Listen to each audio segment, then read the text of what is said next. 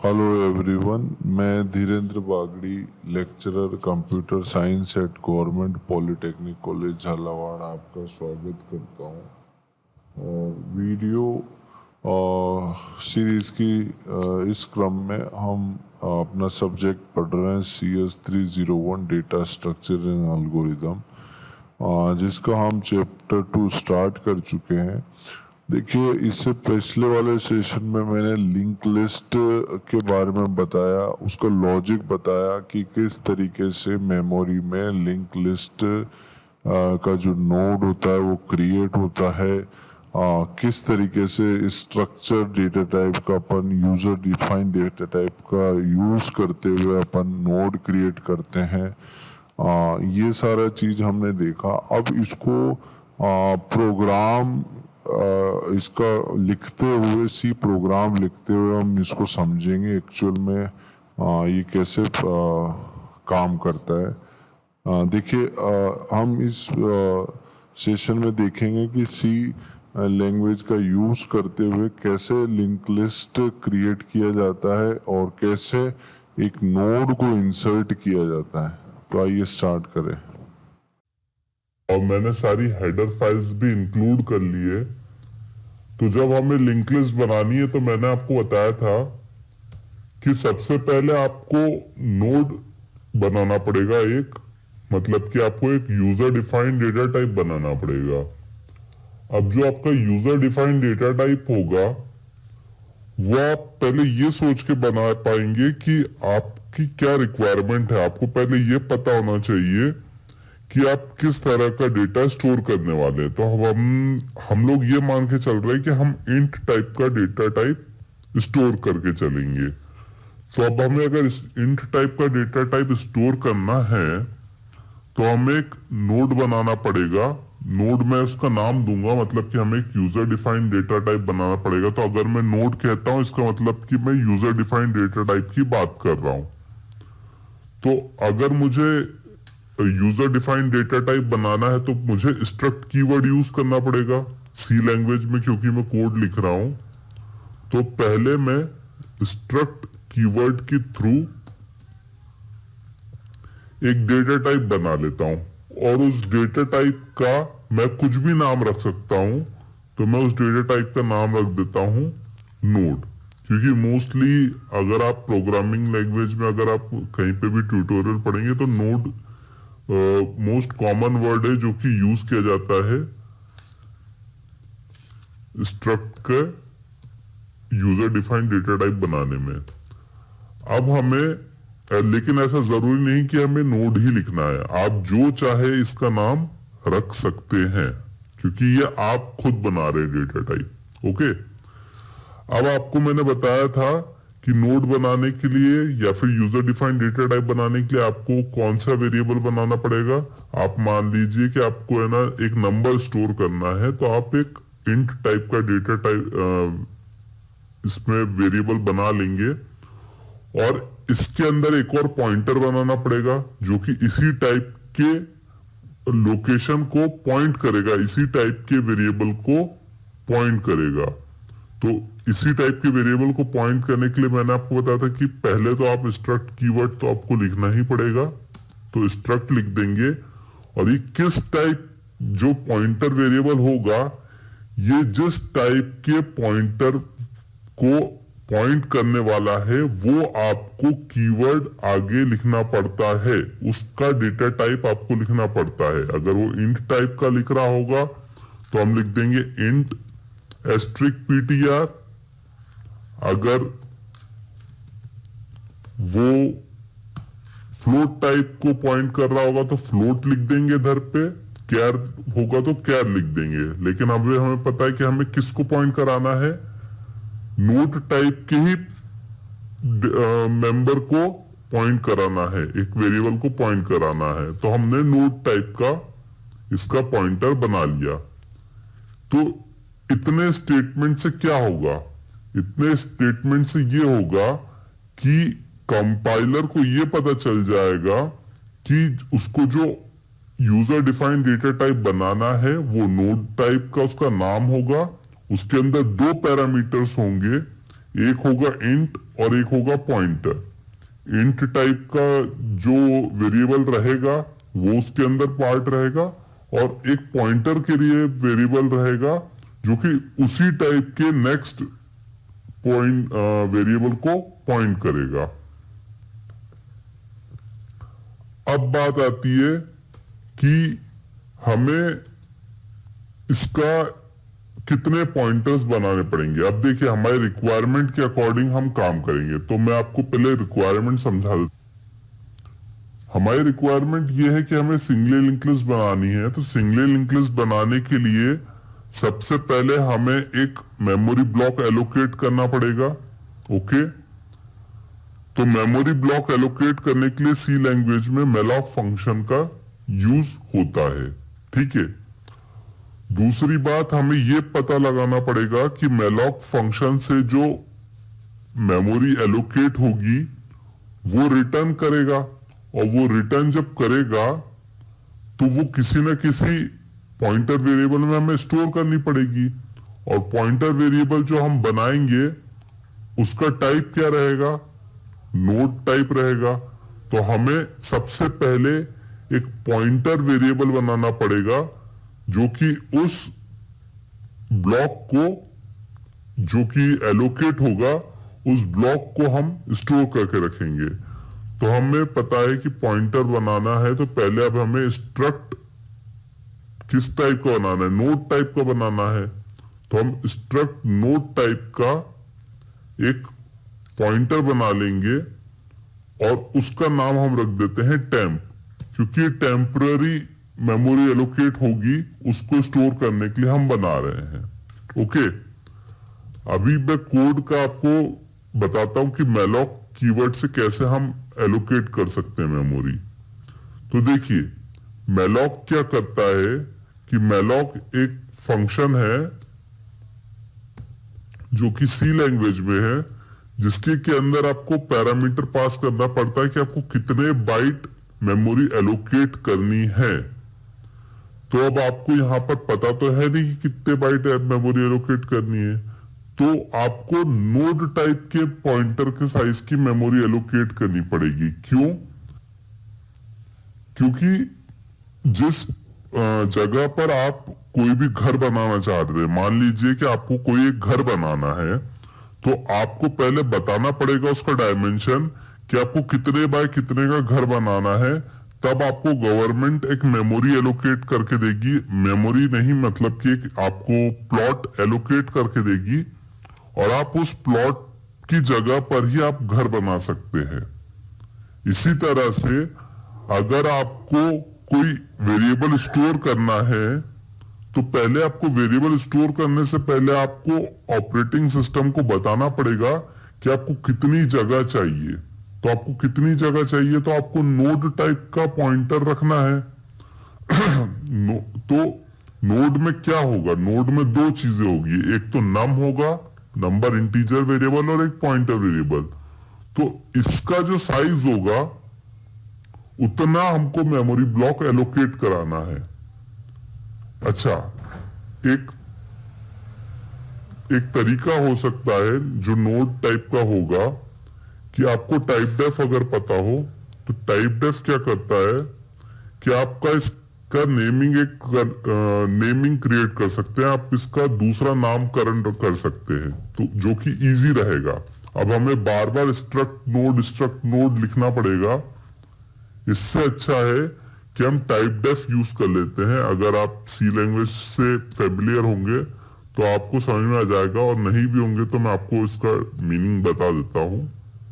देखिए type def क्या करता है, टाइप डेफ आपका रीनेम कर देता है। तो मान लीजिए आपने स्ट्रक्ट नोड अगर लिखते हैं तो आपको बार बार स्ट्रक्ट नोड ना लिखना पड़ेगा, आप सिर्फ नोड लिख देंगे तो आपका काम चल जाएगा। तो अब यहां पर जैसे कि मैंने स्ट्रक्ट नोड करके पॉइंटर एलोकेट किया है, तो स्ट्रक्ट नोड ना लिख के मैं सिर्फ नोड लिख दूंगा, तो थोड़ा शॉर्टेंड हो जाएगा, आपको थोड़ा सा कोड लिखने में थोड़ा सा कम हो जाएगा, बस इसका और कोई यूज नहीं है।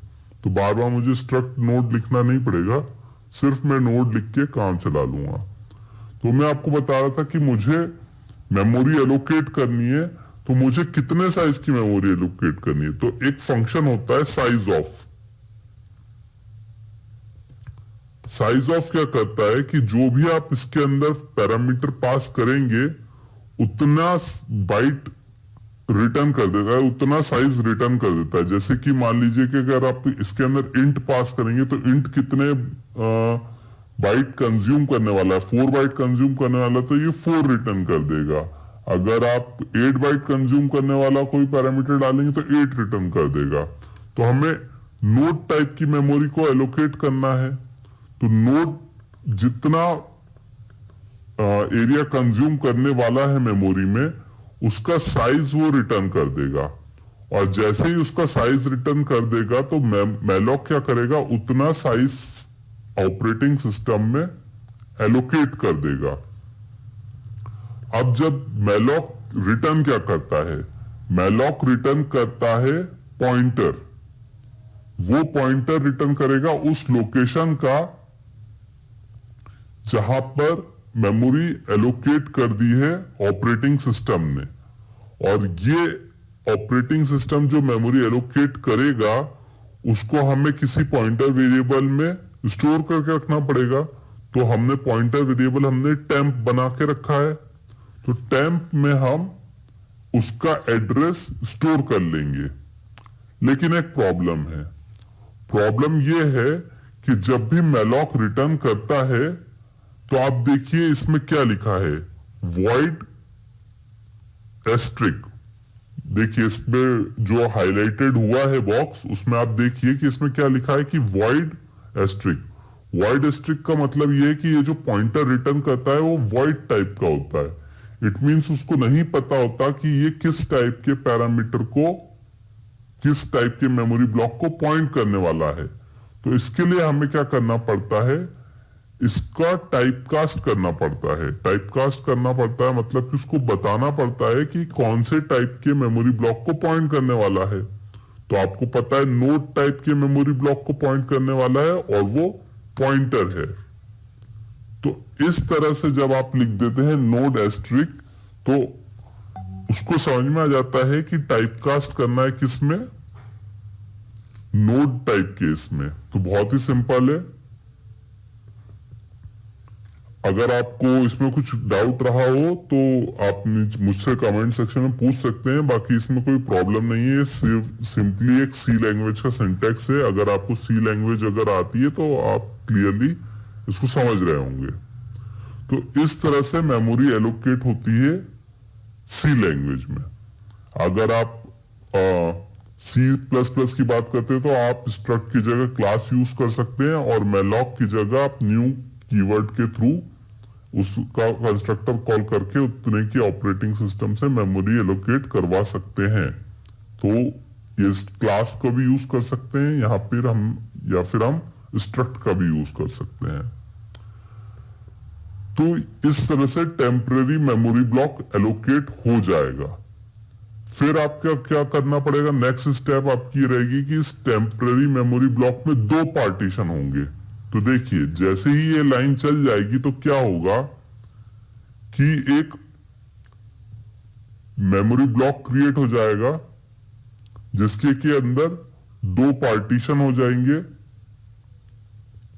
एक नम के लिए होगा, ये जो पॉइंट, ये जो रहेगा एरिया, ये नम के लिए रहेगा, और ये जो रहेगा ये पीटीआर के लिए रहेगा। और इस मेमोरी लोकेशन का कोई एक एड्रेस होगा, और इस मेमोरी लोकेशन का जो नाम है वो हमने रख दिया है टेम्प, क्योंकि हमने टेम्प पॉइंटर से पॉइंट करा दिया है। तो मैलॉक के थ्रू ऐसा मेमोरी ब्लॉक क्रिएट हो जाएगा।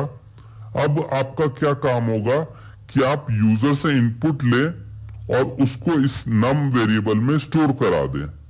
तो टेम्प जिसको पॉइंट कर रहा है उसके नम में आपको स्टोर करना है। तो सी लैंग्वेज में अगर आपको लिखना है कि टेम्प के नम में स्टोर करना है तो आप इस तरह से लिखते हैं, टेम्प एरो नम। अगर आपको ये मेमोरी ब्लॉक एक्सेस करना है तो इस तरीके से आप इस मेमोरी ब्लॉक को एक्सेस कर सकते हैं। अगर आपको ये वाला मेमोरी ब्लॉक एक्सेस करना है तो आप लिखेंगे temp arrow ptr। अगर ये आप लिखते हैं तो आप ये वाला मेमोरी ब्लॉक एक्सेस कर सकते हैं। तो अगर आपको यूजर से num में कोई वेरिएबल वैल्यू स्टोर करानी है तो आप temp और उसके num में जो आपको वैल्यू स्टोर करानी है, मान लीजिए 10 स्टोर कराना है तो 10, इस तरह से आप स्टोर करा सकते हैं।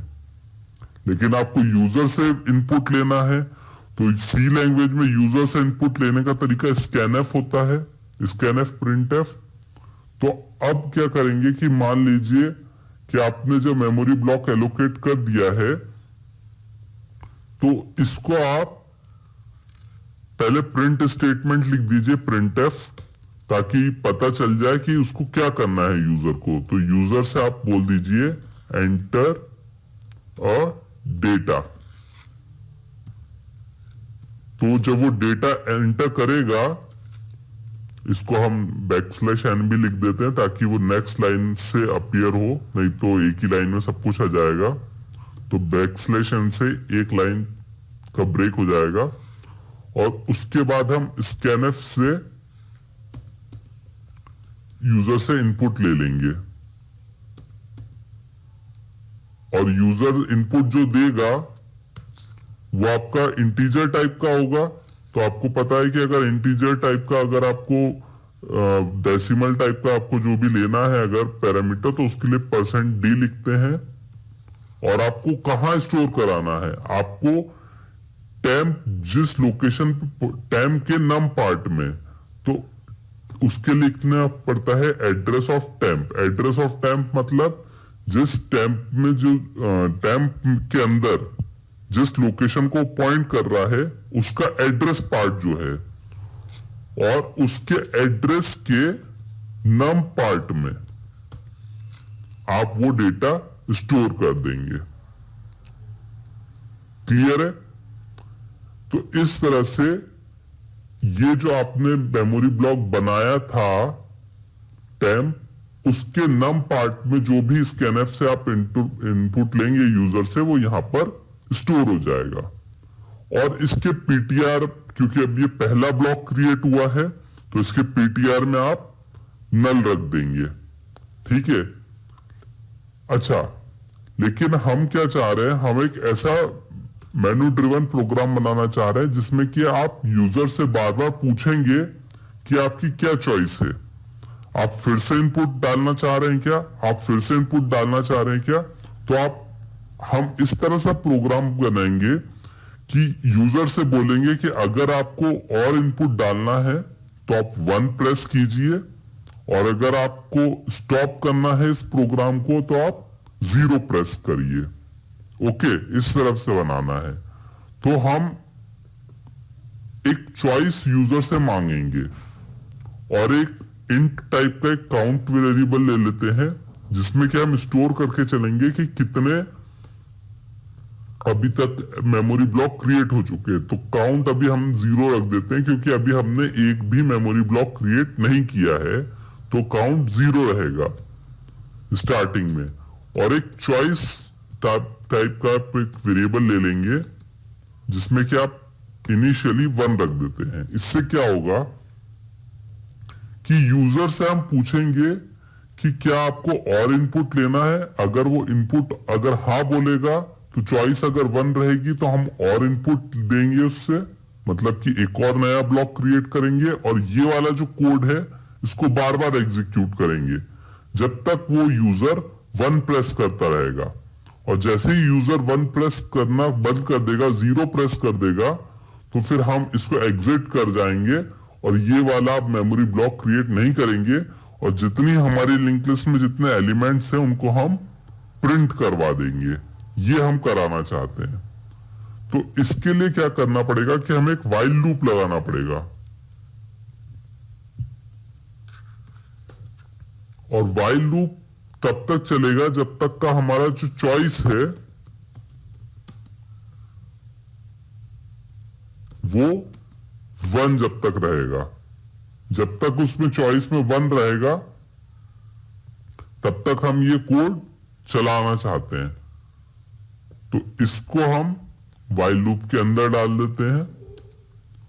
तो ये कोड जब तक चलेगा जब तक 1 इनपुट करता जाएगा यूजर। ओके, अब हमारा काम क्या है? अब हमारा काम है लिंक लिस्ट को क्रिएट करना। लिंक लिस्ट को क्रिएट करने के लिए आपको पॉइंटर्स को एडजस्ट करना पड़ेगा। तो देखिए, अभी तक आपने क्या किया है? अभी तक आपने सिर्फ ये किया है कि मैलॉक के थ्रू एक मेमोरी एलोकेट कराई है, उस मेमोरी का जो लोकेशन है उसको टेम्प में स्टोर कर दिया है, और टेम्प के नम पार्ट में आपने इस यूजर से एंटर ले लिया है डेटा और उसको स्टोर कर दिया है। सिर्फ एक मेमोरी ब्लॉक क्रिएट हुआ है, लेकिन अभी उसमें कोई लिंक्स एडजस्ट नहीं की है, तो हमें लिंक एडजस्ट करनी पड़ेगी। तो स्टार्टिंग से हमें सोचना पड़ेगा कि जब स्टार्ट हो रहा होगा तो स्टार्टिंग में सिर्फ एक ही नोड होगा, मतलब कि काउंट की वेरिएबल वैल्यू 0 होगी। तो अब हमें 1-2 पॉइंटर और बनाने पड़ेंगे, क्योंकि देखिए टेम्प जो है वो टेम्पररी लोकेशन को पॉइंट कर रहा है, मतलब कि जो अभी नई मेमोरी क्रिएट हुई है। लेकिन हमें क्या करना पड़ेगा कि जब आपको मैंने डायग्राम पिछली बार बताया था, तो आप समझिए कि कितने आपको पॉइंटर्स की जरूरत होगी। तो स्टार्टिंग में मान लीजिए हम 3 मेमोरी ब्लॉक्स लेके चलते कि हमारे 3 मेमोरी ब्लॉक्स बन रहे हैं। ओके, और ये तीनों आपस में कनेक्टेड है इस तरह से। तो हमको एक तो पॉइंटर वेरिएबल चाहिएगा जो कि फर्स्ट लोकेशन को पॉइंट कर रहा होगा। इसको हम नाम दे देते हैं, मान लीजिए हेड। तो ये हमेशा फर्स्ट को पॉइंट करेगा, और इससे हम सेकंड लोकेशन पे पहुंच सकते हैं और इससे हम थर्ड लोकेशन पे पहुंच सकते हैं। लेकिन जब भी हमें नया मेमोरी ब्लॉक क्रिएट करना रहेगा तो इसके आगे करना पड़ेगा क्रिएट लास्ट वाले लोकेशन तक। तो हमें बार बार लास्ट तक ट्रेवर्स तो नहीं कर सकते ना, तो हमें हमेशा एक पॉइंटर ऐसा रखना पड़ेगा जो हमेशा लास्ट लोकेशन को पॉइंट करे। तो इससे क्या रहेगा कि आपके पास फर्स्ट लोकेशन भी रहेगी और लास्ट लोकेशन भी सेव रहेगी। फर्स्ट इसलिए सेव रखनी पड़ेगी क्योंकि आपको पता होना चाहिए कि आप कहां से आपकी लिंक लिस्ट स्टार्ट हो रही है, और लास्ट लोकेशन आपके उस लोकेशन को पॉइंट करेगी जहां पे आपकी लिंक लिस्ट खत्म हो रही है। और टेम्परेरी वेरिएबल तो आप हमेशा ले ही रहे हैं, टेम्परेरी पॉइंटर जो कि नए लोकेशन को पॉइंट करेगा। तो अब क्या होगा कि जब भी ऑपरेटिंग सिस्टम से आप मेमोरी एलोकेट करवाएंगे और वो टेम्प में उसका एड्रेस आ जाएगा, तो आप क्या करेंगे कि लास्ट के पीटीआर में, ये लास्ट का पीटीआर है ना, तो लास्ट के पीटीआर को आप पॉइंट करा देंगे इस वाले से, टेम्प से। मतलब टेम्प जिस लोकेशन को पॉइंट कर रहा होगा, उस लोकेशन जो लास्ट का पीटीआर है वो उस लोकेशन को पॉइंट करने लगेगा, और टेम्प जो है वो फ्री हो सकता है। अब जो टेम्प है वो फ्री हो सकता है। फ्री होने का मतलब ये है कि अब वो नई लोकेशन को मेमोरी लेने के लिए तैयार हो जाएगा, क्योंकि उसका एड्रेस नहीं घूमना चाहिए। देखिए लिंक लिस्ट में आप एक चीज हमेशा ध्यान रखिए कि किसी भी लोकेशन का एड्रेस घूमना नहीं चाहिए। अगर आप कोई भी मेमोरी ब्लॉक बना रहे हैं तो आप पहले ये सोचिए कि इसको स्टोर कहां के पे रखेंगे और लिंक्स कैसे सेटिस्फाई होंगी, लिंक्स कैसे जमेगी। अगर ऐसा कोई आप मेमोरी ब्लॉक बना देते हैं जिसका कि एड्रेस आप सेव ही नहीं कर पा रहे, मान लीजिए ये टेम्प मैंने बनाया है और लास्ट लोकेशन पे आप टेम्प स्टोर ना करा के या फिर आप हेड से ही मूव आप हेड को ले लीजिए। आप अगर हेड को ही आगे मूव कराते जाएंगे और लास्ट लोकेशन पे लेके जाएंगे और लास्ट में आप टेम्प असाइन कर देंगे, तो ये तो ठीक है, लेकिन आप लिंक लिस्ट में बैक ट्रैक नहीं कर सकते, आप पीछे का एड्रेस नहीं ले सकते। तो आपको ये कैसे पता चलेगा कि हेड कहां पे था, आपका लिंक लिस्ट स्टार्ट कहां पे हुई थी? आपका हेड तो गुम जाएगा ना। अगर आप ये सोचें कि मैं लास्ट पॉइंटर जो है इसको यूज नहीं करता हूं, इसकी जगह पे मैं क्या करूंगा कि हेड को मूव कराते जाऊंगा आगे आगे आगे तक, जब तक कि मेरे को लास्ट लोकेशन ना मिल जाए, और लास्ट लोकेशन के पीटीआर में मैं टेम्प असाइन कर दूंगा, तो अपने आप लिंक्स बन जाएगी। बात तो ठीक है, लिंक्स तो बन जाएगी, लेकिन आपका जो फर्स्ट लोकेशन का एड्रेस है वो गुम हो जाएगा। वो आप कहीं पे ना स्टोर ही नहीं किया, क्योंकि आपने वो तो हेड में स्टोर था, और हेड जो है अब लास्ट वाली लोकेशन को पॉइंट कर रहा है, तो फर्स्ट लोकेशन को कौन पॉइंट कर रहा है? और आप उसके आगे की लोकेशन तो एक्सेस कर सकते हैं, लेकिन लिंक लिस्ट में सिंगली लिंक लिस्ट है ये, तो सिंगली लिंक लिस्ट में आप पीछे के एड्रेस को एक्सेस नहीं कर सकते हैं। तो आपको फर्स्ट वाले का एड्रेस भी कहीं ना कहीं पे सेव करके रखना पड़ेगा। तो इसलिए हमें कम से कम 3 पॉइंटर्स की जरूरत पड़ेगी।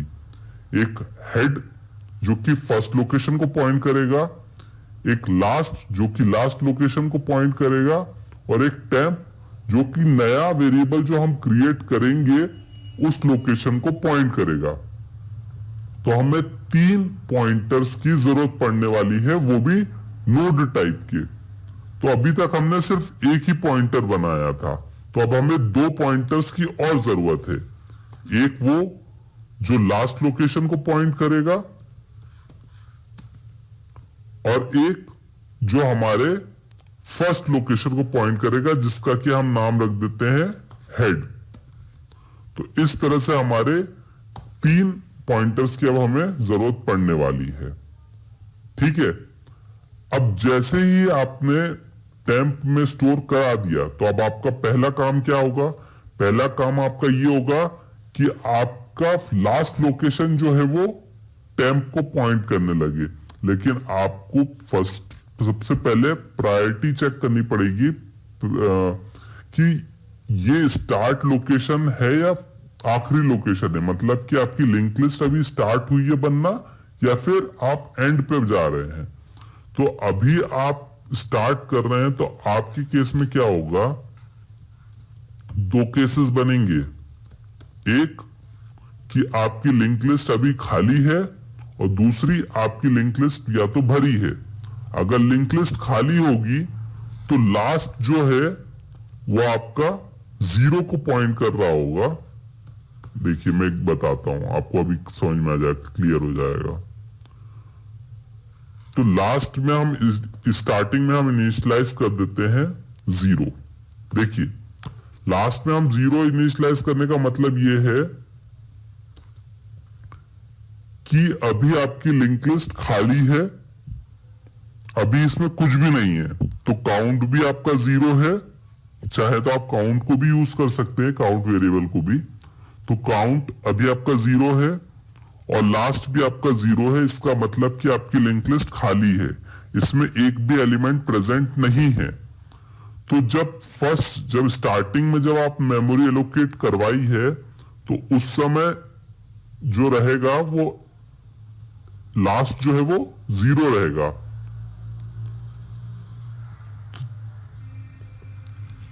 तो अगर लास्ट अगर 0 रहेगा, तो अब हमें क्या करना पड़ेगा कि आपका जो हेड है, क्योंकि स्टार्टिंग का फर्स्ट लोकेशन है, फर्स्ट मेमोरी ब्लॉक क्रिएट हुआ है, तो हेड भी आपका जो है वो भी लास्ट जो आपके टेम्परेरी ब्लॉक है उसको पॉइंट करेगा, और लास्ट भी टेम्परेरी ब्लॉक को पॉइंट करेगा। आपको अगर कंफ्यूजन हो रहा है तो आप डायग्राम से समझिए। देखिए जब मैं फर्स्ट मेमोरी ब्लॉक क्रिएट करूंगा तो क्या होगा, इसको मैं सबको इरेज कर देता हूं, ये सारा पार्ट इरेज हो जाएगा। तो आपका जब फर्स्ट मेमोरी ब्लॉक मान लीजिए ये क्रिएट किया मैंने, तो इस समय क्या होगा कि टेम्प भी इसी को पॉइंट कर रहा है, हेड भी इसी को पॉइंट करेगा, और हमारा लास्ट लोकेशन भी इसको पॉइंट करेगा। आप समझ रहे हैं, क्योंकि स्टार्टिंग भी यही है, एंड भी यही है, और अभी जो मेमोरी ब्लॉक क्रिएट किया है वो भी यही है। तो आपका टेम्प, हेड और लास्ट तीनों इसी लोकेशन को पॉइंट करना चाहिए स्टार्टिंग में। इसलिए मैंने कहा कि आप सबसे पहले ये चेक करिए कि क्या ये लास्ट में 0 है। लास्ट 0 है मतलब कि आपका फर्स्ट टाइम आप मेमोरी ब्लॉक क्रिएट कर रहे हैं, मतलब कि आपकी लिंक लिस्ट बनना अभी स्टार्ट हुई है। तो इसलिए आपके हेड में भी और आपके लास्ट में भी दोनों में आप क्या स्टोर करेंगे? टेम्प। तो मतलब आप इस लाइन से आपका क्या हो जाएगा कि आपका टेम्प, हेड और लास्ट तीनों फर्स्ट लोकेशन को पॉइंट करने लगेंगे। ये क्लियर हुआ? अब क्या करेंगे कि मान लीजिए कि अब हमारा सेकंड बार हम चला रहे हैं ये वाइल लूप। अभी हमने फिर से एंटर करवाया और फिर से चॉइस में 1 आया। अच्छा, चॉइस को भी एंटर तो कराना पड़ेगा ना कहीं पे हमें। तो चॉइस को एंटर कराने के लिए हम नीचे लिख देते हैं। जैसे ही हमारा ये इफ और एल्स ब्लॉक खत्म होगा तो इसके नीचे हम लिख देते हैं एक प्रिंटफ स्टेटमेंट डाल देते हैं और यूजर से पूछेंगे कि do you want to continue.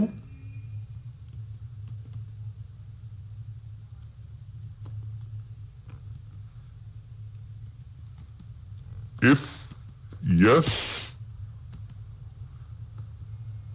तो 1 दबाए, नहीं तो फिर 0 या कुछ भी प्रेस कर सकता है। तो ये हमने प्रिंटफ स्टेटमेंट डाल दिया और स्कैनफ से हम क्या करेंगे कि यूजर से इनपुट ले लेंगे कि उसका चॉइस क्या है और उसको चॉइस को हम डाल देंगे आपके चॉइस टाइप के वेरिएबल में।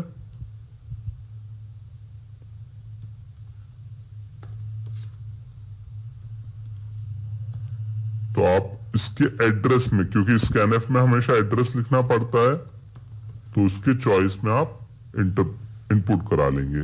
तो ये लूप कब तक चलेगा? ये जो वाइल लूप जो आपने लिखा है, ये वाइल लूप तब तक चलेगा जब तक यूजर जो है 1 प्रेस करता रहेगा। जैसे ही 1 के अलावा वो और कोई प्रेस की कर देगा, की प्रेस करेगा, तो ये वाइल लूप खत्म हो जाएगा और ये जो लूप है वो एग्जिट कर जाएगा।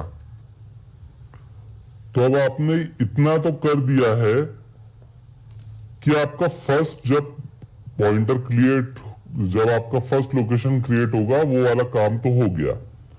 अब आप ये सोचिए कि जब आपका सेकंड लोकेशन क्रिएट होगा तो क्या होगा। तो आप डायग्राम से सोचिए कि जब आपको नेक्स्ट लोकेशन जब क्रिएट होगी तो बहुत ही सिंपल है। नेक्स्ट लोकेशन आप मेमोरी ब्लॉक से मैलॉक के थ्रू क्रिएट करवा लेंगे, उसमें नम में आप वैल्यू भी असाइन करवा लेंगे। और अब आपका क्या काम क्या रहेगा कि आपका जो टेम्प है वो इसको पॉइंट नहीं कर रहा, अब टेम्प आपका इसको पॉइंट कर रहा है क्योंकि आपने टेम्प के में मेमोरी एलोकेट करवाई है। तो टेम्प अब ओवरराइड हो जाएगा, अब इस लोकेशन को पॉइंट कर रहा है। हेड और लास्ट फर्स्ट को पॉइंट कर रहे हैं और टेम्प इसको पॉइंट कर रहा है। अब आपका काम ये रहेगा कि लास्ट जो है वो टेम्प को पॉइंट करने लगे, ठीक है ना। और हेड का जो नेक्स्ट है वो इसको पॉइंट करने लगे, या फिर लास्ट का टेम्प बोल सकते हैं क्योंकि हमेशा हेड अभी सिर्फ फर्स्ट टाइम है। तो अब आपका काम ये रहेगा कि सबसे पहले आपको लास्ट के पॉइंटर में, लास्ट का पीटीआर ये है ना, तो लास्ट के पीटीआर में आपको टेम्प असाइन करना पड़ेगा। तो इससे इसकी लिंक हो जाएगी और इसके बाद आप लास्ट जो है वो यहां से डिलीट करके आप टेम्प लोकेशन जिसको होगा उसको पॉइंट करा देंगे। तो लास्ट जो है अब इसको पॉइंट करने लग जाएगा। क्लियर है? तो अब हम इसको कोड में करते हैं। कोड में करना बहुत ही सिंपल है। आपको क्या करना है, लास्ट जिस लोकेशन को पॉइंट कर रहा है तो लास्ट के पीटीआर में, अगर ये फर्स्ट वाला पॉइंटर नहीं होगा तो जब सेकेंड मेमोरी लोकेशन क्रिएट कर रहे होंगे तो लास्ट टेम्प के पीटीआर में आप क्या कर देंगे, टेम्प असाइन कर देंगे। और इसके बाद क्या होना चाहिए, जो लास्ट है वो टेम्प को पॉइंट करना चाहिए। तो लास्ट अब किसको पॉइंट करने लगेगा, टेम्प को। तो ये लाइन लिखने के बाद क्या हो जाएगा कि टेम्प खुद में फ्री हो जाएगा। अब टेम्प अगर हमारा टेम्प अगर हम ओवरराइड भी कर देते हैं तो उसको कोई प्रॉब्लम नहीं है क्योंकि हमने उसकी एड्रेस जो है वो लास्ट में सेव कर दिया है। तो जब ये लूप फिर से चलेगा तो टेम्प में अब नया एड्रेस असाइन हो जाएगा और पुराना वाला जो एड्रेस इसमें असाइन था वो गुम हो जाएगा, लॉस्ट हो जाएगा। लेकिन हम उसको पहले ही लास्ट में स्टोर कर चुके हैं, तो हमको कोई प्रॉब्लम नहीं है। और इस तरह से नया नया मेमोरी ब्लॉक क्रिएट होता जाएगा और लास्ट लोकेशन पर ऐड होता जाएगा। और जब पूरा लूप जब खत्म हो जाएगा और कोई एंटर कर देगा 1 के अलावा, 0 पर प्रेस कर देता है, तो आपका जो चॉइस है वो अब 0 नहीं 1 नहीं रही। तो आपका वाइल लूप क्या हो जाएगा, टर्मिनेट हो जाएगा। और जब लास्ट में आपको क्या करना पड़ेगा, आपको बाइंड अप काम करना पड़ेगा। आपको क्या करना पड़ेगा कि लास्ट जो जिस लोकेशन को पॉइंट कर रहा था उसके पीटीआर में आप असाइन कर देंगे नल, क्योंकि आपका लास्ट लोकेशन आपको पता होना चाहिए ना कि आपका लास्ट लोकेशन किसको पॉइंट कर रहा है। अगर आप लूप पे आइटरेट करना चाहते हैं, आप लिंक लिस्ट पे आइटरेट करना चाहते हैं, तो आपको कहीं ना कहीं पे आपको आइडेंटिफायर होना चाहिए कि आपका लास्ट लोकेशन कहां पर आया है। तो आप लास्ट लोकेशन आपका तब आएगा जब आपका लास्ट के पीटीआर में 0 होगा। और आप टेम्प को चाहे तो अब इसके बाद आपको क्या करना है कि अब आपकी लिंक लिस्ट क्रिएट हो चुकी है, यहां पर आपका काम खत्म हो गया है। अब हम ऐसा कुछ लिखते हैं कोड जिससे कि हम लिंक लिस्ट को प्रिंट कर सकें। तो लिंक लिस्ट को प्रिंट करने के लिए हम हेड को यूज कर सकते हैं, हेड पॉइंटर को। और हेड पॉइंटर के को हम मूव कराते जाएंगे और हेड पॉइंटर जब तक नल पे ना पहुंच जाए, मतलब कि हेड के पीटीआर में जब तक का नल ना आ जाए या फिर 0 ना आ जाए, तब तक हम व्हाइल लूप चलाएंगे और उसके लोकेशन को प्रिंट करते जाएंगे। लेकिन मैंने आपको कहा था कि हेड जो है उसको हमें मूव नहीं कराना है। क्यों? क्योंकि अगर हमने हेड को मूव कराया तो हमें फर्स्ट लोकेशन का एड्रेस लॉस्ट कर जाएंगे, गुम कर जाएंगे, गुम हो जाएगा हमसे। और अगर वो एक बार लॉस्ट हो गया तो हम फर्स्ट लोकेशन को आइडेंटिफाई नहीं कर पाएंगे। इसलिए आप हमेशा एक टेम्परेरी पॉइंटर को यूज करिए आइट्रेशन का काम कराने के लिए या फिर ट्रेवर्सिंग का काम कराने के लिए। इसको ट्रेवर्सिंग बोलते हैं। अगर हम लिंक लिस्ट में अगर एक पॉइंटर से दूसरे पॉइंटर पे जाते हैं तो उसको ट्रेवर्स करना बोलते हैं। तो हम टेम्प में असाइन कर देंगे हेड।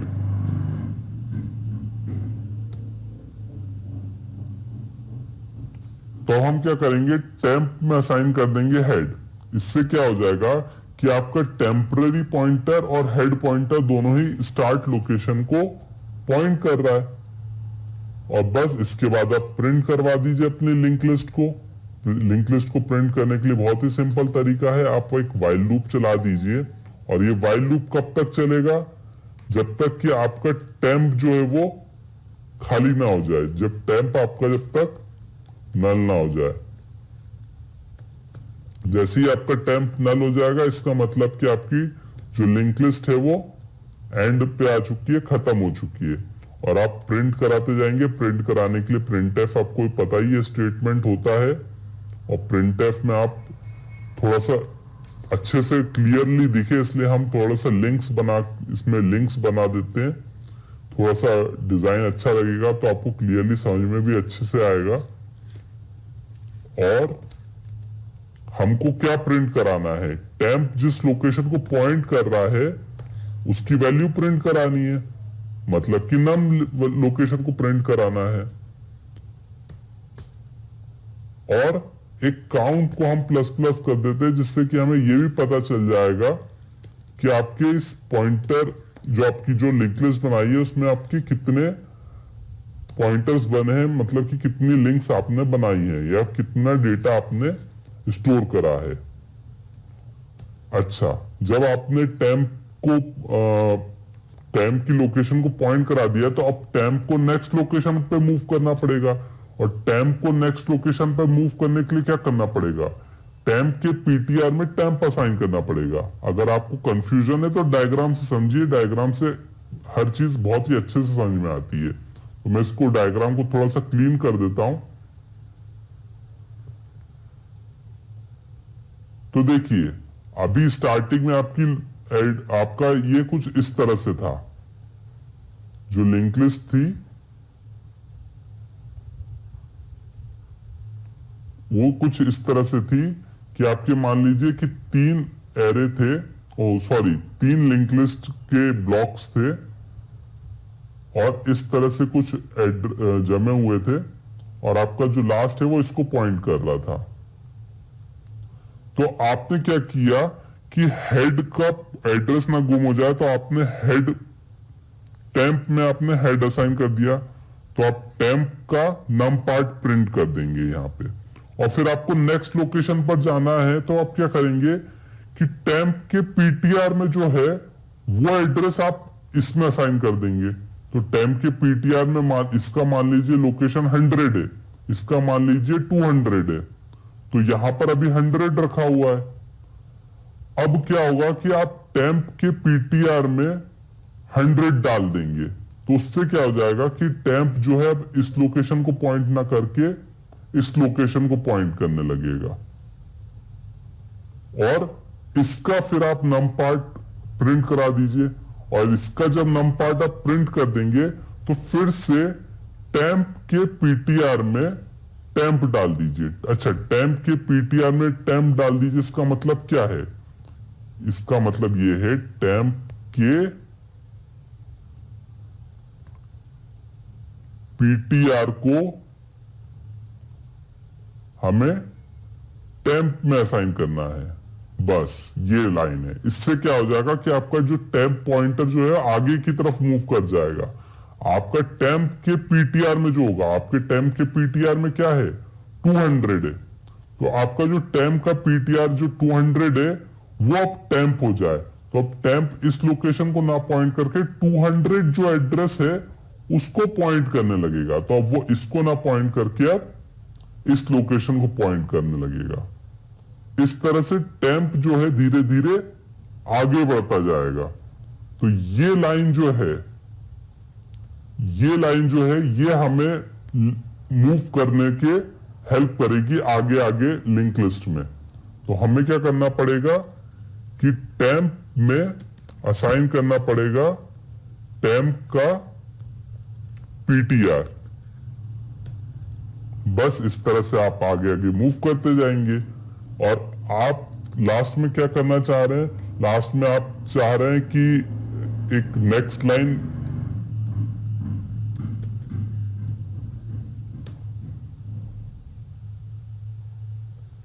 तो आप लास्ट में क्या करना चाह रहे हैं? आप लास्ट में चाह रहे हैं कि एक जैसे ही आपकी पूरी लिंक लिस्ट प्रिंट हो जाए तो आप एक लाइन का हम स्पेस डाल देते हैं कि नेक्स्ट लाइन से प्रिंट होगा, और नेक्स्ट लाइन में आप प्रिंट करा लीजिए, क्योंकि हमने काउंट भी स्टोर कर लिया है।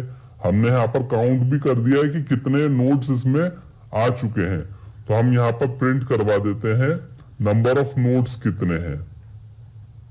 तो नंबर ऑफ नोड्स प्रिंट कराने के लिए अब हमें क्या लिखना पड़ेगा?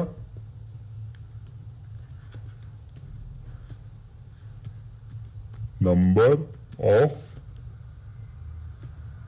नोड्स, वो हम यहां पर प्रिंट करा लेंगे। और %d के थ्रू हम प्रिंट करवा सकते हैं, तो हम यहाँ पे %d लिख देंगे और एक लाइन का मार्जिन रख देते, तो \n भी लिख देते हैं यहां पर। और काउंट की जो वैल्यू होगी वो हम यहां पर प्रिंट करा लेंगे। बस हमारा प्रोग्राम तैयार है। अब हम इसको रन करके देखते हैं कि ये चलता है कि नहीं। अगर कोई एरर होगी तो हमें पता चल जाएगी। तो देखिए, अगर आपको थोड़ा छोटा दिख रहा होगा, ये कंसोल इसका बहुत छोटा है, तो इसमें लिखा है एंटर अ डेटा आइटम। तो हम मान लीजिए सबसे पहले 10 स्टोर करना चाहते हैं, तो 10 स्टोर कर दिया हमने। अब ये पूछ रहा है कि आपको कंटिन्यू करना है क्या, 1 या 0। यस, हमें कंटिन्यू करना है, तो हम 1 प्रेस करके कर देंगे। तो ये व्हाइल लूप एक और बार चल गया और दोबारा से वो पूछ रहा है कि क्या आपको डेटा एंटर करना है। हम 20 एंटर कर देते हैं, ठीक है।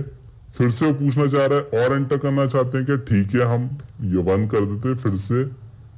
तो इसके बाद हम 30 स्टोर कर देते हैं, फिर से हम 1 प्रेस करते हैं, हमें और स्टोर करना है, 40 स्टोर कर देते हैं और इसके बाद हम एग्जिट कर जाते हैं, 0 लिख देते हैं। तो ये देखिए 10, उसके बाद हमने 20, 30 और 40 के बाद ब्लैंक है और देखिए नंबर ऑफ नोड्स 4 आ गया है। तो आपका प्रोग्राम बिल्कुल सही चल रहा है। ये आपका सिंगली लिंक लिस्ट बिल्कुल क्रिएट हो गई है और अच्छे से पूरा मैनुअल ड्रिवन प्रोग्राम चल रहा है।